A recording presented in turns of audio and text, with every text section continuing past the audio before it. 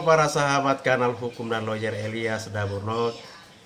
Terima kasih atas dukungan para sahabat atas pengembangan channel ini, sehingga kanal Elias Daburno ini terus berkembang dan saat ini telah memproduksi 103 video. Nah,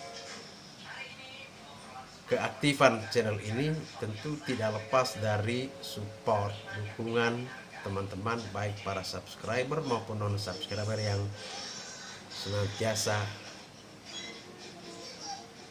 hadir untuk mendukung pengembangan channel Law and Lawyer Elias Daburno.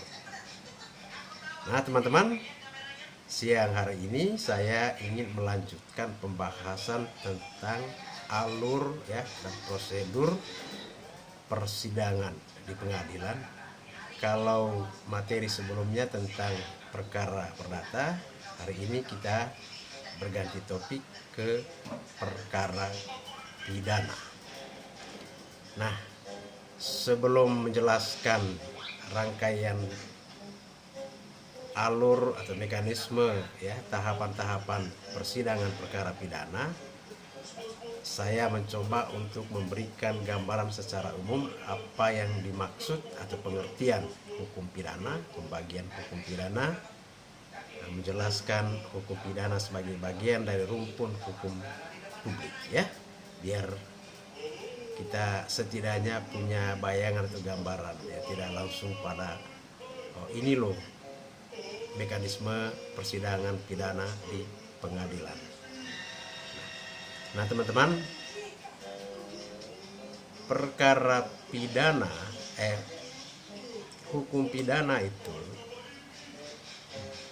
kalau menurut pengertian yang dikemukakan Profesor C.S.T. Kansil adalah hukum yang mengatur tentang pelanggaran-pelanggaran dan kejahatan-kejahatan terhadap kepentingan umum. Itu berbeda dengan hukum perdata, Nah, perbuatan mana diancam dengan hukuman yang merupakan suatu penderitaan atau siksaan. Sementara itu, dalam pandangan Profesor Mulyatno, hukum pidana merupakan bagian dari keseluruhan hukum yang berlaku di suatu negara, yang mengadakan dasar-dasar dan mengatur ketentuan-ketentuan tentang perbuatan yang tidak boleh dilakukan, yang disertai ancaman pidana bagi barang siapa yang melakukan. Nah, kapan dan dalam hal apa kepada mereka yang telah melanggar larangan itu dapat dikenakan sanksi pidana, dan dengan cara apa dan dengan cara bagaimana pengenaan pidana itu dapat dilaksanakan. Nah, teman-teman sekalian, hukum pidana itu merupakan bagian dari rumpun hukum publik, dibandingkan dengan hukum perdata. Hukum perdata itu bagian dari rumpun hukum privat, Nah, hukum publik maksudnya adalah hukum yang mengatur hubungan antara negara dan dengan masyarakat dan dijalankan untuk kepentingan masyarakat. Nah, dari pengertian ini, hukum pidana memenuhi kategori hukum publik karena dua hal, Pertama, karena yang menjalankan negara adalah aparat pemerintah atau negara, dan yang kedua karena negara memperoleh hak untuk menghukum dan menerapkan hukum. Nah, hukum pidana ini dibagi dua jenis, Yang pertama, hukum pidana material, substantif criminal law, hukum pidana material yang substantif, dan hukum pidana formil, bentuk tata cara, hukum acara pidana, itu istilah lainnya. Nah, di mana hukum pidana material merupakan serangkaian peraturan hukum yang menetapkan perbuatan apa yang dilarang, siapa yang dapat dijatuhi hukuman dan hukuman apa yang dapat diberikan kepada orang yang melakukan pelanggaran terhadap hukum tersebut ya. Artinya hukum pidana material itu berisi norma dan sanksi hukum pidana serta ketentuan umum yang membatasi, memperluas atau menjelaskan norma dari pidana tertentu.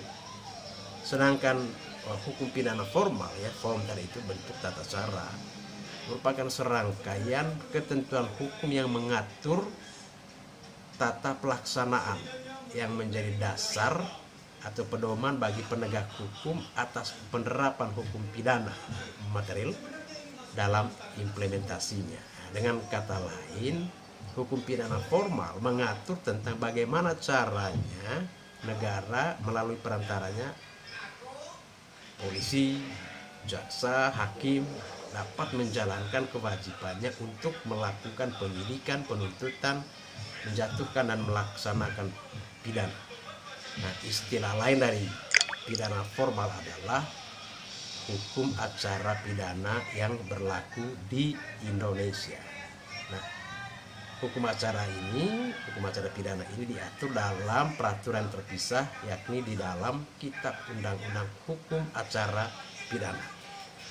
Nah, bagaimana ya hukum acara pidana mengatur tata cara atau proses persidangan pidana di pengadilan? Nah, itulah yang menjadi pokok pembahasan kita siang hari ini ya.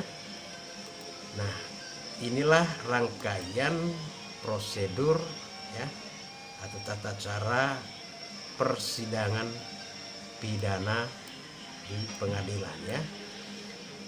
Yang pertama itu dimulai dengan agenda dakwaan oleh jaksa penuntut umum. Jadi tugas JPU lah jaksa penuntut umum yang membacakan dakwaan ya.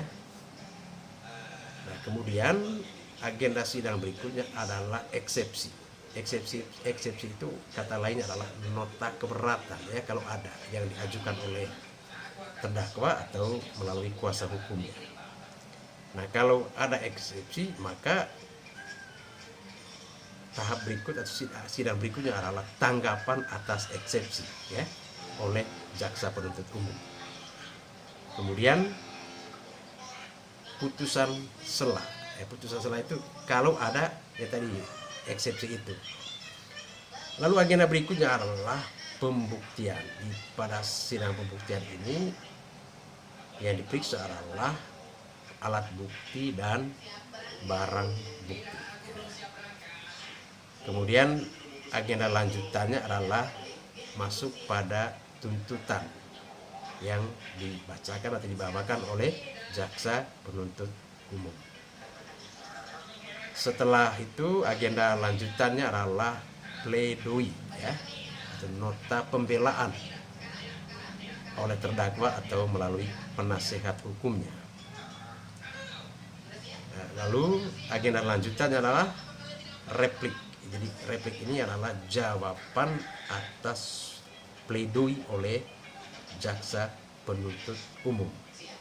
Setelah replik, sesi berikutnya adalah duplik.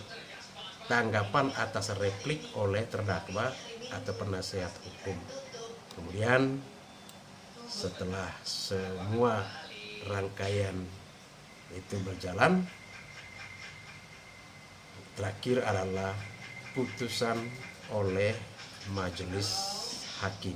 Nah, kira-kira gambaran atau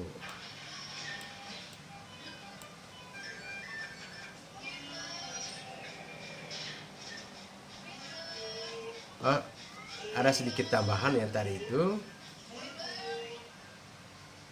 Kalau eksepsi itu ditolak oleh hakim, maka dilanjutkan pada pemeriksaan pokok perkara ya, pembuktian. Kemudian pemeriksaan saksi-saksi yang diajukan oleh penuntut umum ya, yang dimulai dari saksi korban, dilanjutkan saksi lainnya Apabila ada saksi yang meringankan, diperiksa pula saksi ahli witness, saksi ahli ya, witness atau expert. Kemudian pemeriksaan terhadap terdakwa, baru yang rangkaian yang tadi itu tuntutan, pembelaan, sampai pada akhirnya adalah putusan majelis hakim. Nah itu ya teman-teman, gambaran